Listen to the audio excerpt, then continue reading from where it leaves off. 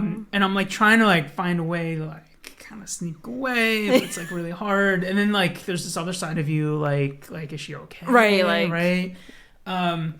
So, you know, she was trying to get me to come inside. I was like, no, I'm not going to come inside. And then, like, she was talking about...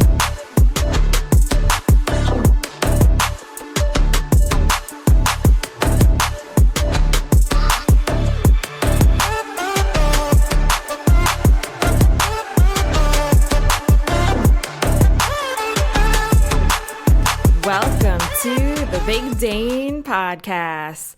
I'm your host, Dana Trimborn, and in this podcast, find the connection in the weird experiences that we all share.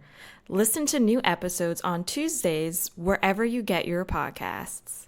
Hey friends, in this week's episode, I'm chatting with the mayor of Conshohocken, Yaniv Aronson.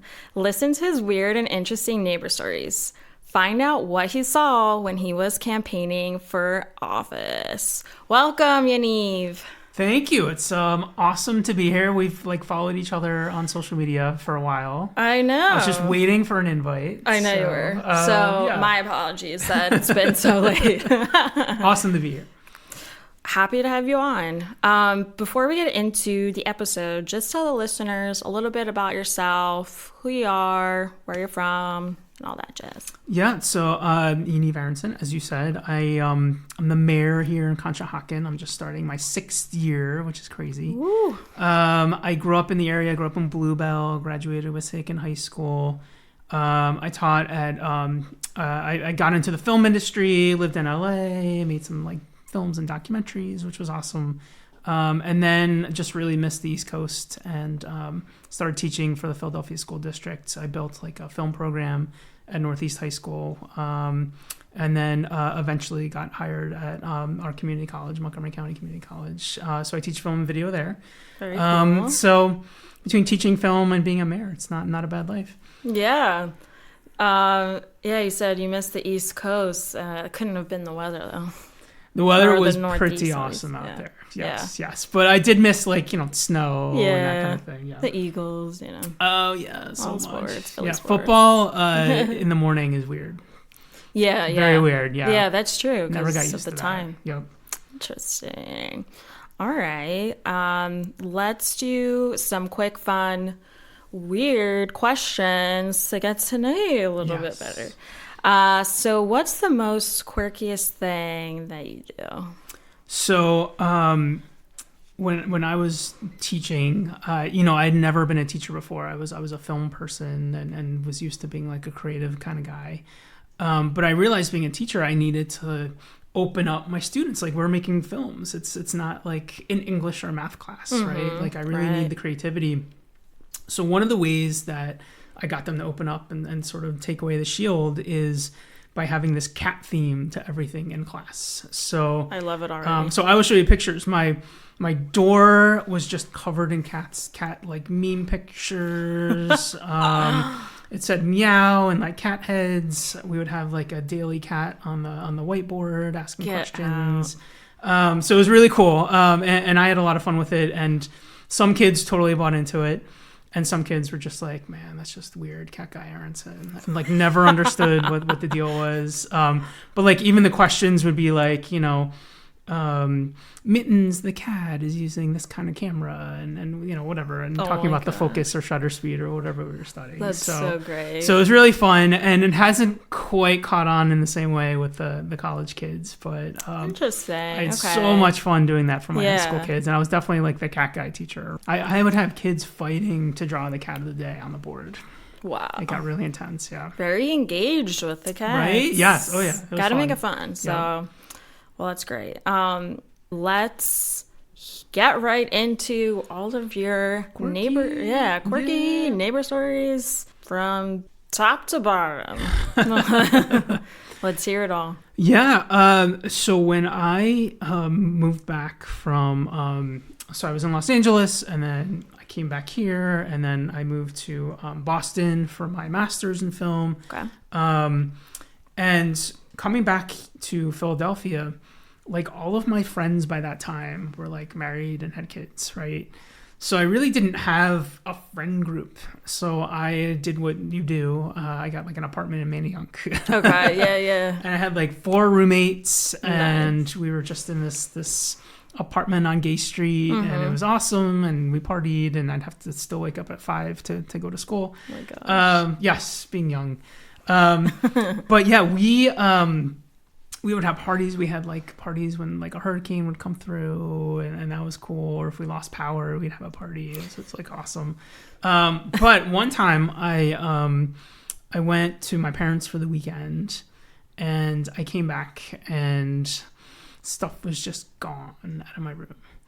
And was it just your room? Yes, like it was just my room. Like my computer, like stuff on that computer I will never see again. It was just gone. Oh no! And like I found out that they were just my roommates were just bringing people over, just that they had met in Manayunk or whatever, and just partying with them. Wow. Yeah. So I learned a lot from that. Like even when we have like the cleaner over now, right? Yeah. I put all my stuff away, like just out of sight, out of mind. 100%, yeah. But I remember getting back to my room and like looking, like, didn't I have my computer on my desk? And it's like, oh, maybe I put it in my closet. No, just gone. Yeah. It's like gone. Like especially those larger items, like know. Yeah, I still remember that white HP. I was still my PC face. Yeah. But yeah, I learned a lot from that, and then I moved to Northern Liberties, which was super cool. And we were above the Piazza, El Camino, right across from the Piazza, which is really fun. Yep. And that was like a little more tame. I was actually the only guy in an apartment. All my roommates were female. So it actually ended up being really cool. It was like the cleanest apartment I'd ever lived in for sure. So not a lot of drama there. I can't think of any. I guess we were getting older by that point. Yeah. But then I moved to Conshohocken. I had friends from Bluebell that had sort of migrated to Conshohocken by that point. Okay. And I moved into the Grand. And it was a really social apartment complex. So we had like horror movie nights, and we'd have people over. We'd have like New Year's parties and all this fun stuff. But the interesting thing was one night during the polar vortex, right? Okay. It was like -0. And I woke up, I wake up super early to go to the high school, and it was like 5 a.m, probably like -10 or something. Oh my God. And I heard water trickling. And I was like, what? Like, is it raining? Like it's where too am I hearing cold. this from? And if it was snow, I'd know about it because I'd be excited to not go to school. And I sort of like woke up and just kind of like looked around, and I couldn't see anything. And I was like following the sound. I went onto the balcony, and the Grand has their water heaters outside. Okay. Like in a closet. Okay, yeah. And Gotcha. you're supposed to turn the heat on in the winter. That's one of the things you do as a resident. And I noticed that there was water like trickling down from the closet above us. Oh my gosh. So what had ended up happening is their water heater had blown in the super colds, or they didn't have their heater on or whatever. And I had to run to school. So like I went upstairs, I knocked on the neighbor above, couldn't get an answer. Had to go to school, right? So I'm driving to school, and I'm calling my roommates to let them know what's happening. And what happened was their water heater had blown, and it had gotten much worse since I had left. And it flooded out my entire master bedroom, and it became like a construction zone for like weeks until it was completely renovated. Was your computer in there? No computer. We were good on that. But like, we had these giant like dehumidifiers running 24/7. Oh yeah, and it was like you have to. The most annoying thing. Oh my God. So do you know like what their response was? Like the neighbors above? Did they have like no idea? Like they didn't know, and everything like was cool. Like it worked out. It was just like really a huge inconvenience. And it was fine. Like they got the room renovated, and insurance took care of it and all that. But it was a bummer. And they I think like the deductible on a water heater is like $10,000 or something. Oh, wow. So I'm sure had to pay for that, and for ours because ours got flooded out, so we didn't have hot water. So I was going to friends in other buildings and using their showers. Oh my gosh. So yeah. Did it also affect any neighbors on either side of you? Interestingly, not either side, but below, because the water was trickling down. Like a domino effect. Yeah. Yep. Jeez. Yeah. And I guess how long then did it get resolved? So pretty quick. It was within a few weeks. I know some other folks in the complex that had similar things or other things happen, and it got like litigious, and that stopped everything in its tracks because it was like, who's going to be responsible and all that, right? And that could drag on for months and months and months. Mm-hmm. So we were lucky on that we didn't have to deal with that. But yeah, that's probably one of like the most like impactful neighbor stories that I can think of, like a direct impact. Yeah.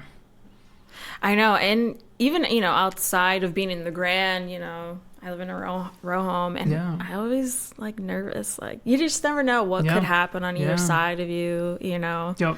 But yeah, we just bought a place on 12th Ave, and before we moved there, we were in an apartment on 4th Avenue.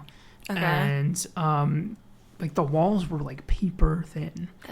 So like we could hear, like, our apartment, we had a 2-bedroom, so it kind of spanned a few different apartments on the floor above us, which were all singles. Okay. So we could hear different apartments doing different things as you walk through the apartment. Oh, wow. So to the point where we could hear hardcore sex going on. Oh my god. In our living room, because I guess there's a bedroom above there. Like we could hear literally everything. And then like they actually got married and had a kid, so it worked out. Yeah. And then like in our bedroom was above, I guess, our neighbor's kitchen, so we could hear them partying at like 2-3 in the morning. Oh wow. So yeah, so eventually Sarah was like, we gotta get out. Yeah, we gotta get a place and get out. And now currently we do have an attached neighbor, but the worst they do is the husband is like a musician, so we'll hear him playing his like mandolin, which is awesome. It's like so cool, and like he'll ask, he's like, "Oh, do I bother you playing the mandolin?" I'm like, "No, dude, it's so cool. Keep playing." And he does it in the afternoons, which is awesome. Yeah. And like they play like awesome 80s rock. They have a pool actually. Oh, cool. So when they party on the weekends, it's like it's actually like the best possible neighbor interaction. Yeah. I know. I'll say here. So Matt, my fiance, he is a music producer on the side outside of his real job. And so like our neighbors, they can definitely like hear him play, but they don't like complain. At least not to us. The one time though, like he had someone over to record, and it was he was just singing. Mm-hmm. And then my neighbor texted me. She's like, "Who is singing? They're so good," So I was cracking up, and I'm like, "I'm so sorry, it's so loud. I know," but it was like, during the day, like on a Saturday, not 100%. Like, after midnight. That's cool. I love that. I think that's really cool. Yeah. So totally with you on the musician part. Yeah. Wow. So anything else, I guess, that comes to mind for any other Conchi or... Okay, let's take a quick break. For a limited time only, you'll have free access to my coffee page. No, not actual coffee. This is a place for all exclusive content that won't be on my Instagram or Facebook accounts. Check out sneak peeks, behind the scenes, extra audio clips, and much more. Just have a tap on my Linktree, look out for that coffee cup icon, and boom, you'll be on your way. And being a mayor in a small town, like we are a very small town, like you don't get this position unless you door knock and you get to know people. Mm-hmm. There's not like, I'm not going to have a TV campaign, right? Right. That'd be kind of cool. It'd be awesome, but it wouldn't do anything because like no one's going to vote for you unless they know you. So, I've really gotten to know folks running for this office, and to the point where they know me and my face, and, I feel comfortable talking to me. So it's like the joke between me and my wife Sarah is that like every time we go out, we're gonna have someone interact with us in some fashion, right? Like, who are we gonna see today? All the time, like never, like without fail. So like the most like real story I can give you is we were going to Weiss. We tend to be like later kind of people, so we're probably going at like 8:00 at night, and we're doing our shopping and we're in like the bread aisle, and of course we see someone. Sarah has photographic memory, so she knows everything about everyone. Wow. It's crazy. I love that. I don't know anything. I don't know anything. So they're like, Mayor. And they call me over and they're like, we do have this stray cat problem on Maple, and, what are you going to do about it? And blah, blah, blah. Like, oh my God. Yes. Like, okay. I'm just trying to grocery shop. Yes. But like, I mean, it's a very regular like post office. Sure. Picking stuff up from, takeout or whatever around town. Like that, like we're always going to run into someone and have some kind of conversation without fail. So like going to see Lily, we're going to run into 3 or 4 people that want to talk about something in Conshohocken. So that's one of the cool things. And like being a mayor, like you talk to Adrian, who's a council person. Council like does all the heavy lifting on stuff. The mayor gets to just kind of do the fun stuff. Yeah. I do the weddings and I swear people in. I do events. So it's kind of nice that like I don't have to get sort of in the weeds of the politics. Sure. I can sort of have those interactions and say, well, let's talk to your council person or whatever it is. But so much of what this position is just interacting with neighbors like in real time. I just had office hours at the community center, and someone came in today that lives on Hector. And the issue was that the borough put flower pots in along Hector. And the thought was to narrow the road so people slow down. Okay. So, like, there's this whole new school of thought that when you narrow roads, it slows people down, which the data seems to support. But the problem is unintended consequences. They lose a parking spot in a really dense part of town. Yeah. So I said, that is a great point, right? Yeah. So, so that's... We'll talk to their council person and we'll talk to, our administration and figure something out. But so much of it is those like little tiny interactions and quality of life issues. Because I remember, so when I first lived here in 2014, I lived on East Hector on the 300 block. And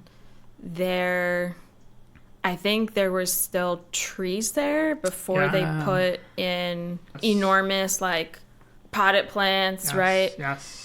And I can't remember. Yeah, it's just like, I was like, wait a second. I'm like, what's going on? I'm like, what are they doing? Yeah. And we thought it was dumb because it took away the parking spot and of how busy it is. And thankfully it's not like me and Yonk where like you absolutely cannot ever find a parking spot. Yep. East Hector was pretty good in that sense, but it was still like, oh, okay. It's you have, so all these like elected positions are essentially volunteer, right? So I get $3,100 a year or something for everything. And I think council might get less. Yeah.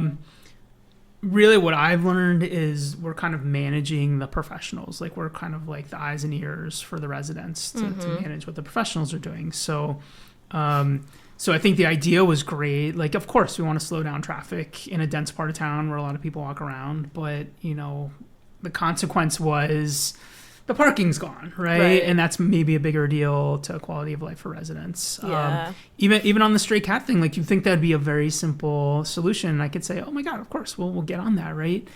It ended up taking me 5 years to weed through and find a solution to that. Wow. Was there anything, that happened when you were campaigning for office? Yeah. So this is like the most dramatic story. Oh my God. So like this is before I was mayor. So like re-election was really cool because I could door knock and I could say, hey, it's the mayor. And right. That's like an easy conversation.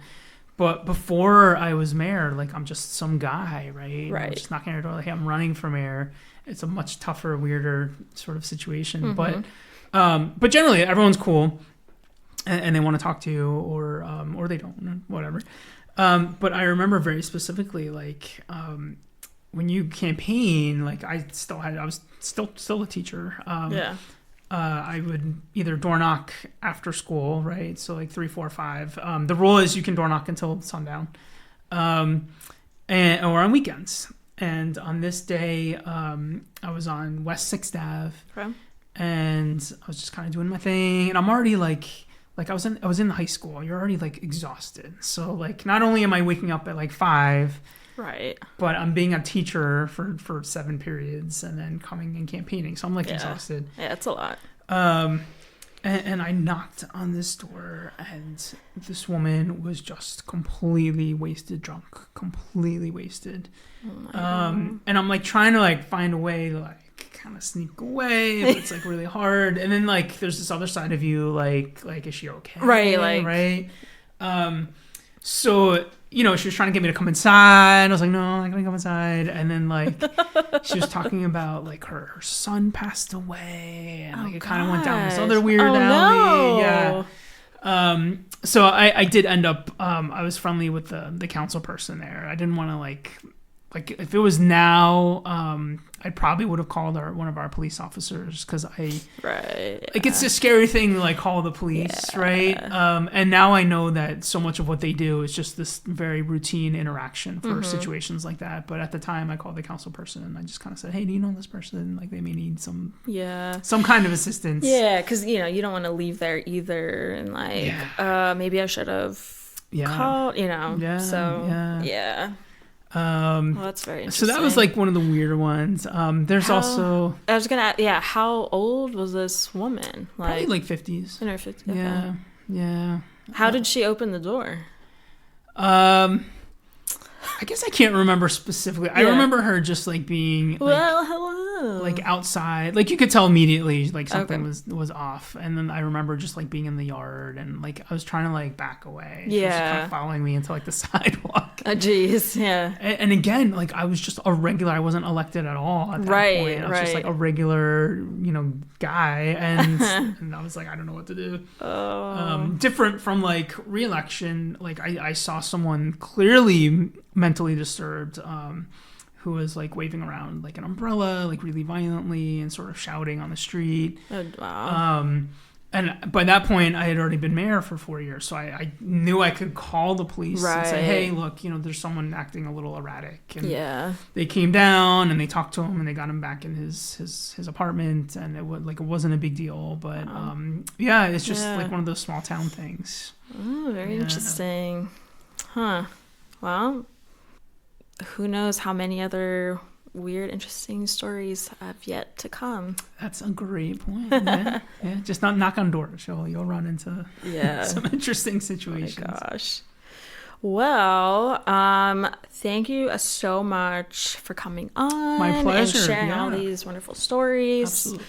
And maybe wonderful isn't like really the best word, but small town stuff. Small town stuff. Honestly, yeah. Hashtag. Conchi, I think the big like joke is always like Conchi really is like a small town. Yeah. Like, everyone knows everything. Everyone knows what's going on. Yeah. It's really interesting. Keep Conchi quirky. Exactly. Yes. So where can people, if they want to get in touch with you, where can they find you? What would be the best way? Oh my gosh. Any platform you want. So at Yaniv Aronson on Facebook, at Yaniv Aronson, Mayor of Conshohocken on Facebook, at Yaniv Aronson on Instagram, at Conchi Mayor on Snapchat, at Conchi Mayor on TikTok. Oh my goodness. Website is conshockenmayor.com. And the great thing about the website is if you scroll to the bottom and you click on subscribe to my newsletter, you get like a full rundown of all the craziness happening in town and a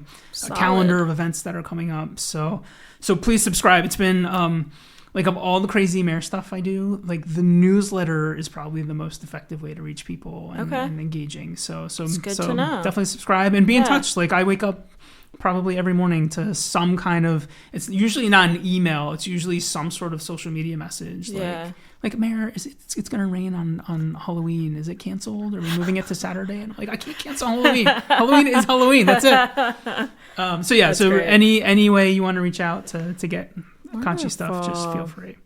Thank you so much. For sure. Well, I hope everyone found connection here in Yaniv's neighbor stories, and we'll catch everyone next week. See ya. All right, my friends. Thanks for listening, and be sure to listen to new episodes on your preferred platform. Stay up to date with my podcast by going to my Instagram or Facebook accounts at The Baked Dane Podcast. Interested in being a guest? Just go to my link tree, tap on Be a Guest, and fill out the form. All right, catch you next week.